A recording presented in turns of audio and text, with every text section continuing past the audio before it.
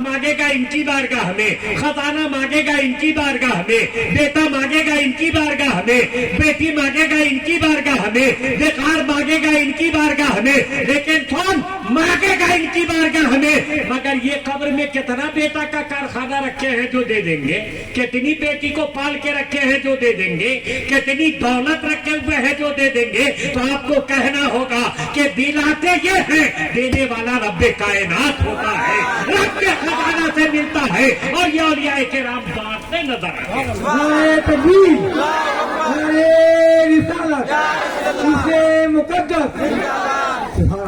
और अगर ऐसे ज़हन में ना ज़हन आपका कबूल करे तो करीब से करीब ज़हन को कर लीजिए। आपके यहाँ भी कोटा का चावल मिलता होगा, मिलता है ना? कौन देता है? डीला। उसके घर में कारखाना है चावल का, ये सरकार देती है ना। मालूम ये हुआ कि साहब वो बांटने के लिए मुकर्रर है, वो बांटने वाला, देने वाला नहीं है। देने वाला कोई और है, ये बांटने वाला है। अब हमें कहने दीजिए, अगर ऐसे भी नहीं तो थोड़ा सा और ज़हन करीब कर लीजिए। साहब पहले, अब तो खैर बहुत फरावानी हो गई है, पहले किसी के बच्ची की शादी होती थी या बच्चे की शादी, तो साहब वो 10 किलो चीनी के लिए साहब ब्लॉक में दौड़ता था, मुखिया से भी काम नहीं चलता, वीडियो पास करता। जो लोग उस दौर से गुजरे हैं तो वो जानते होंगे कि साहब वीडियो पास करता था। अगर 25 किलो की जरूरत होता, वीडियो भी नहीं देगा, कलेक्टर के यहाँ जाना होगा। और अगर उससे ज्यादा की जरूरत होता तो अब कलेक्टर भी नहीं दे सकता, कमिश्नर देगा। और उससे ज्यादा की जरूरत होता, एक बोरा लेना हो तो कमिश्नर भी नहीं देगा, उसको स्टेट में जाना होगा, चीफ मिनिस्टर के यहाँ या उस डिपार्ट का जो वजीर होगा उसके यहाँ, तब पास करा था। इस तरीका से दिया जाता था, सिलसिला दर सिलसिला दिया जाता था।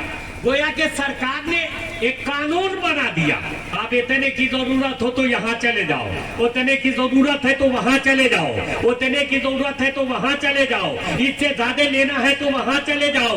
अगर आपका ज़हन ये कबूल कर रहा है कि दुनियावी तौर पे जिसको हमने मुंतखब किया है, चुना है, तो साहब उसका इतना बड़ा पावर कि वो बांट दिया है, इसका ये पावर है, इसका ये पावर है, इसका ये पावर है। और जिसको रब्बे कायनात ने चुना हो, जिसको अल्लाह ने मुंतखब किया हो, उसका पावर कितना होगा? उसका पावर ये है कि जब उसकी बारगाह में जाओगे तो रब की रहमत झूमेगी। आज तू मेरे महबूब की बारगाह में आ गया है, मेरे प्यारे की बारगाह में आ गया है, मेरे चुने हुए की बारगाह में आ गया है। आज मांग ले, तेरा दामन भर जाएगा, मांग ले, दामन भर जाएगा। लेकिन एक चीज कहेंगे, मांगने का तरीका भी चाहिए। सबको नहीं मिलता, सबको नहीं मिलता।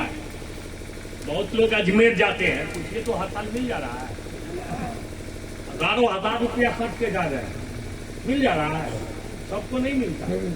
मांगने का तरीका चाहिए, लेने का सलीका चाहिए। उनसे वलियों के जरिया खुदा से लेने का तरीका और सलीका चाहिए। आप कहिएगा क्या मतलब, वो कौन सा तरीका है? अब तक के तो किसी ने नहीं बताया कि साहब मांगने का भी तरीका होता है। तो आप दुनियावी तौर पे एक फकीर आपके दरवाजे पे आए, कहे आपका घर बर्बाद हो जाए, आपकी दौलत बर्बाद हो जाए, ईमानदारी से बताइएगा आप क्या कीजिएगा? रुपया दीजिएगा, लबदा तोड़ दीजिएगा, जूता तोड़ दीजिएगा कि साहब ये पागल मांगने वाला मेरी बर्बादी की दुआ कर रहा और फिर मांग भी रहा है। लेकिन वहीं पे दूसरा फकीर है, अल्लाह आपका भला करे, आपकी दौलत को सलामत रखे, आपकी सेहत को सलामत रखे, आपके बच्चों को सलामत रखे, आपके घर के अफराद को सलामत रखे। ईमानदारी से आप बताइए कि अगर 2 रुपया देने की भी ख्वाहिश होगी तो 5 रुपया दे दीजिएगा।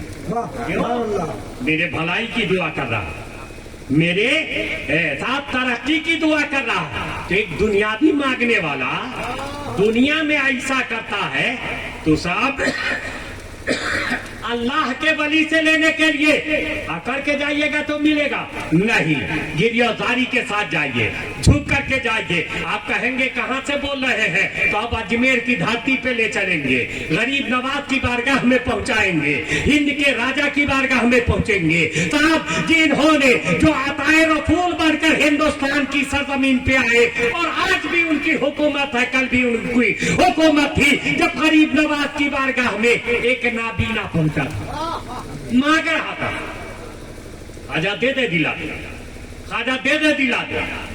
صاحب آنکھ تو نہ ملی مگر بدن بن گیا، موٹا ہو گیا، خوب موٹا ہو گیا.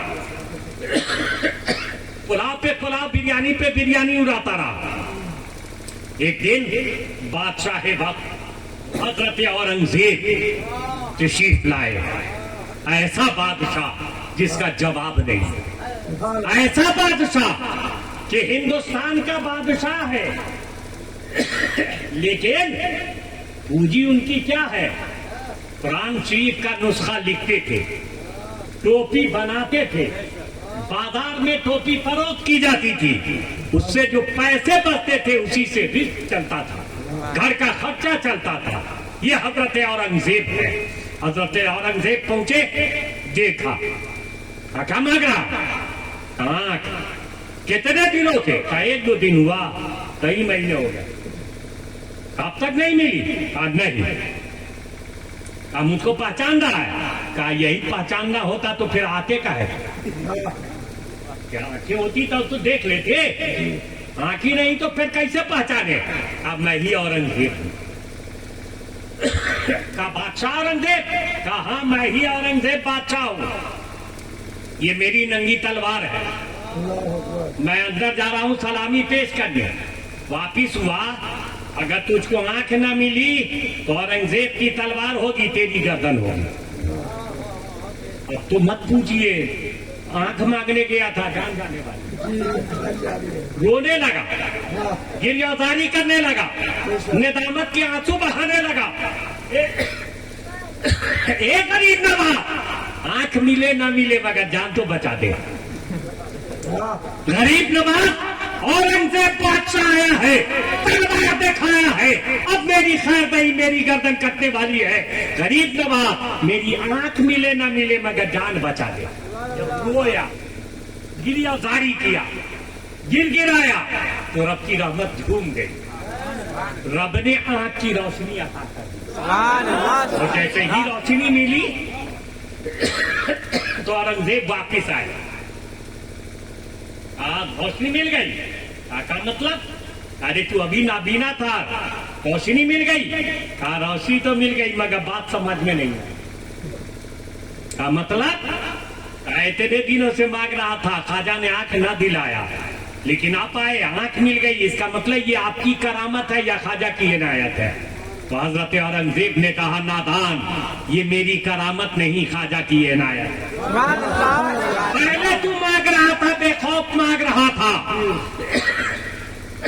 کوئی ڈر نہیں تھا، اس لیے تو مانگ رہا تھا، تجھے آنکھ نہ ملی. لیکن جب جان بات جانے کی باری آئی ہے تو تو رو کر کے مانگا ہے، گریزاری کر کے مانگا ہے، اور جب گریزاری کر کے مانگا ہے تو رب کی رحمت جھوم گئی ہے، اور رب کائنات نے اپنے محبوب خواجہ کے صدقے تجھے آنکھ بھی دے دیا اور تیری جان بھی بچا دیا. نعرہ تکبیر، نعرہ رسالت، کرسی مقدس، فیضان اولیاء کرام، فیضان اولیاء کرام، فیضان غریب نواز. سبحان اللہ، سبحان اللہ. معلوم یہ ہوا کہ ولیوں کی بارگاہ میں جائیے تو عاجزی انکساری کے ساتھ جائیے.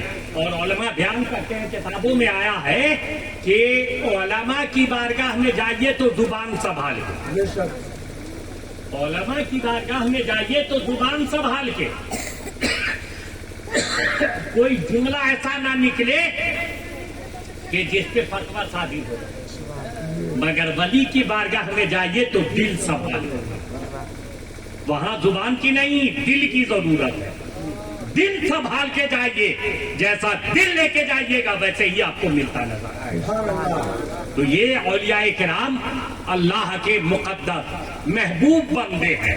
لیکن ایک سوال میرے ذہن میں بار بار آتا ہے کہ اولیاء کرام کا عرس مناتے ہیں, آپ لوگ بھی منا رہے ہیں. مائک بھی ہم کو لگتا ہے کہ چندہ ہی میں آیا. آپ لوگ ہنسیے گا نہیں, مائک چندہ میں آیا تھا. اگر کرایہ پہ آیا ہوتا تو ایسا مائک نہیں آتا. پتا نہیں کیوں یہ سوچ رہے ہیں. سب لوگوں نے یہی شکایت کی ہے کہ آواز کھینچ رہا, اور ہم تو بوڑھے آدمی ہیں, ہم کو نہ کہیں کھینچیں. ہاں آواز تو آواز ہے, ہم کو نہ کھینچیں.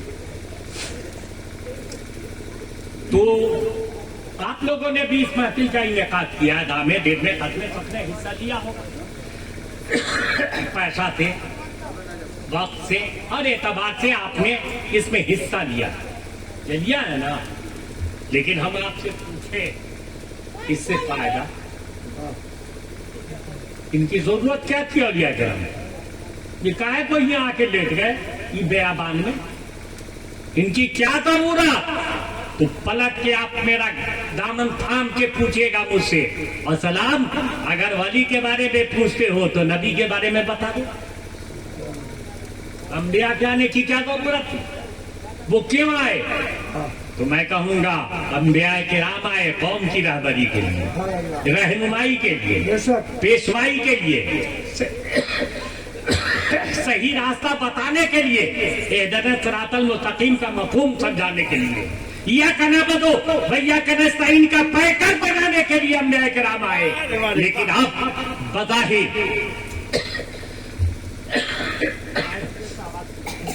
تو کتب صاحب الگے یہاں سے اٹھا کے لوگوں کو لے جائیں. ہاں ہمارا تیب تھا, لوگوں کو اٹھا کے لے جائیں گے. وہ دن آئے گا کہ سب لوگوں کو لے کے چلے جائیں. بیچارہ وہ کرائے پر جو مائک دیا ہوگا وہی بیٹھا رہے گا کہ مجبوری ہے کسی صورت میں انتظار کرنا. صاحب یہ آتے رہے انبیاء کرام, اور نبی نے نبوت کی نگاہ کیا ڈالا؟ نبوت کی نگاہ. تو کیا کیا نبی نے؟ ابو بکر کو صداقت کا تاجدار بنا دیا, عمر کو عدل و انصاف کا پیکر بنا دیا, علی کو شجاعت کا شہسوار بنا دیا, عثمان کو سخاوت کا تاجدار بنا دیا, ایک کالے کلوٹے غلام کو سیدنا بلال بنا دیا. نگاہ نبوت تھی, نگاہ نبوت ڈالی. دل کی دنیا بدلتی چلی گئی, مقدر جاگتا چلا گیا, قسمت اور پہ پہنچتی چلی گئی. اب بظاہر نبی ہماری نگاہوں سے روپوش ہو گئے, ہماری نگاہوں سے اوجھل ہو گئے, اپنی قبر انور میں آرام فرما رہے ہیں. اب ہماری رہبری کون کرے؟ اب رہنمائی کون کرے؟ ہماری پیشوائی کون کرے؟ ہمیں صحیح راستہ کون بتائے؟ تو رب نے کہا گھبراؤ مت بندے, میں نے نبوت کے دروازہ پہ تالا لگایا ہے, ولایت کا دروازہ کھول دیا ہے. جو کام انبیاء کرام کر رہے تھے وہی کام اولیاء کرام کرتے رہیں گے. فرق اتنا ہے کہ وہ نگاہ نبوت ڈال کے دل کی دنیا بدلتے تھے, یہ نگاہ ولایت ڈال کے مقدر کو چمکاتے نظر آئیں گے اور دل کی دنیا کو بدلتے نظر آئیں گے. اگر چور آئے گا تو اپنے وقت کا خطب بنتا نظر آئے گا, اگر بھٹکا ہوا رہے گا تو وہ راہ راستے آتا نظر آئے گا. اب وہ آئے گا دین کی بارگاہ میں تو وہ یہاں سے فیضیاب ہو کر جائے گا. نعرے تکبیر, نعرے تکبیر, نعرے رسالت, جشن عید میلاد النبی. سبحان اللہ, یہ سبحان اولیاء اللہ. کرام, اور ان کی بارگاہ سے کل بھی مل رہا تھا, آج بھی مل رہا تھا, اور قیامت تک ملتا رہے گا, قیامت تک ملتا رہے گا. سبحان اللہ. عقیدت صحیح ہے, عقیدہ صحیح ہے, ایمان صحیح ہے. تو کل بھی مل رہا تھا, آج بھی مل رہا ہے, اور رہتی دنیا تک ملتا رہے گا, قیامت تک ملتا رہے گا. اس لیے بزرگوں سے عقیدت رکھیے اور یہ مت سوچئے کہ صاحب ہم دھوکہ دے رہے ہیں، ہم بہت اچھا کر رہے ہیں، دھوکہ دے کے یہاں سے چلے جا رہے ہیں آہستہ سے بریانی کا پیکٹ لے کر کے، تو آپ یقین جانیے ہم کو تو دھوکہ دے سکتے ہیں لیکن اللہ والوں کو دھوکہ نہیں دے سکتے۔ اللہ والوں کی نگاہوں سے پوشیدہ نہیں ہے، اللہ والوں سے کہ نگاہوں سے چھپ نہیں سکتے ہیں۔ یہ اللہ والے آپ کے حرکات و سکنات کو دیکھ رہے ہیں۔ یہ کون ہے اس میں جو میرا چاہنے والا، میرا ماننے والا، میرا دیوانہ، میرے نام پہ جان فدا کرنے والا یہ آیا ہے؟ تو یقیناً ان پہ برسات ہوگی، ان پہ برسات ہوگی، برسات ہوگی اور ان کو ملتا رہے گا۔ سبحان اللہ۔ آپ ولی بھی بننا آسان نہیں ہے۔ ابھی سن رہے تھے نا مولانا صاحب کی تقریر، بزرگوں کی بارگاہ میں جائیے، یہ کیجئے وہ کیجئے۔ ہم تو ایک جملے میں کہتے ہیں کہ اگر باپ علی ہوتا ہے، باپ علی ہوتا ہے، فاتح خیبر ہوتا ہے، داماد رسول ہوتا ہے، تو بیٹا حسین پیدا ہوتا ہے۔ سبحان اللہ۔ ماں خاتون جنت ہوتی ہے تو بیٹا حسن پیدا ہوتا ہے، بیٹی زینب پیدا ہوتی ہے، اور ویسے ہی ماں ام الخیر فاطمہ بنتی ہے تو بیٹا عبد القادر بن کر کے پیدا ہوتا ہے، غوث الاعظم بن کر کے پیدا ہوتا ہے، بڑے پیر بن کر کے پیدا ہوتا ہے۔ اس لیے پیارے ماں باپ کے بھی اثرات مرتب ہوتے ہیں، ماں باپ کے بھی اثرات مرتب ہوتے ہیں۔ کچھ لوگ تو مادہ داج والی پیدا ہوتے ہیں اور کچھ لوگ عبادت و ریاضت کی بنیاد پہ، اللہ سے قربت حاصل کرنے کی بنیاد پہ انہیں وہ مقام اور درجہ مل جاتا ہے۔ اس کے لیے یہ نہیں ہے کہ رات بھر مسجدیں میں بیٹھے رہیے، ایسا نہیں ہے۔ میرے پیرو مرشد سرکار مفتی اعظم سبحان اللہ، سبحان اللہ۔ تشریف لے گئے آسام، ایک شخص گیا، پتہ نہیں اس کو کیا آفت آئی کہ ہم دیکھیں مفتی اعظم، اتنے بڑے مفتی اعظم، ان کی عبادت کیسی ہے، یہ رات میں کرتے کیا ہے۔ اللہ اکبر۔ دیکھا عشاء کی نماز پڑھے، جو طریقہ ہے اس کے مطابق کچھ پھر وہ وظائف پڑھے، آپ سو گئے، رات بھر دیکھتا رہا، تہجد پڑھتے ہیں کہ مفتی اعظم صبح میں جگہ، آذان ہوئی، فجر کی نماز ادا کی، پھر گرد و وظائف میں مشغول ہو گئے۔ صاحب اتنے بڑے ولی کامل، اتنا لوگ چرچا کر رہے ہیں، یہ حالت ہے۔ نتیجہ یہ ہوا کہ حضرت وہاں سے تو چلے آئے، وہ مرید نہ ہوا، مرید نہیں ہوا، لیکن ایک سال میں تہلکہ مچ گیا۔ اتنی بربادی ہوئی، اتنی بربادی ہوئی کہ فاقہ کی نوبت آ گئی۔ اللہ اکبر۔ اب آپ سوچئے کیوں؟ اس لیے کہ ایک ولی سے صاحب لڑانا، صاحب یہ معمولی بات نہیں ہے لڑنا، یہ ان کی عبادت دیکھنے گئے تھے، یہ ان کی ریاضت دیکھنے گئے تھے۔ ارے ولی کی شان یہ ہے کہ آنکھیں بند ہوتی ہے، انوار الہی کا مشاہدہ کرتے ہیں، خدا کا دیدار کیا کرتے ہیں، یہ ولی کی شان ہوتی ہے۔ وہ کیا جان رہے تھے؟ ہو سکتا ہے مفتی اعظم آپ کے دل کی بات سمجھ رہے تھے، اسی لیے تو انہوں نے ایسا کیا۔ کچھ دنوں کے بعد پھر اس کے فاقہ کی نوبت گھر میں آ گئی، جبکہ بہت بڑا سیٹ تھا، بہت بڑا وہ وہاں صاحب ٹھیکیدار تھا۔ ایک سال کے بعد جب سرکار مفتی اعظم پھر تشریف لے گئے، جانتے ہیں وہ آیا، کہا حضور معاف کر دیجیے، کیا ہوا ہے؟ کہا حضور ایسا ایسا ہوا، تو کہا اللہ تعالیٰ برکت دے۔ پھر مرید ہوا، توبہ کیا، اور ساتھ پھر وہی ترقی ملی، وہی کامیابی ملی۔ یہ بتانا یہ ہے کہ صاحب ولی اس کا نام نہیں ہے جو ہوا میں اڑتا نظر آئے، اس کا کام نہیں ہے جو پانی کی سطح پہ صرف چلتا نظر آئے، بلکہ ولی اسے کہتے ہیں جو اللہ کا خوف اور پیارے مصطفیٰ کی سچی محبت کو سینے میں بیٹھا کر کے نبی کے فرمان کے مطابق زندگی گزار لے، وہ ولی کامل ہو جاتا ہے، وہی اللہ کا نیک بندہ بنتا نظر آتا ہے۔ نعرے تکبیر، نعرے رسالت، جشن عید میلاد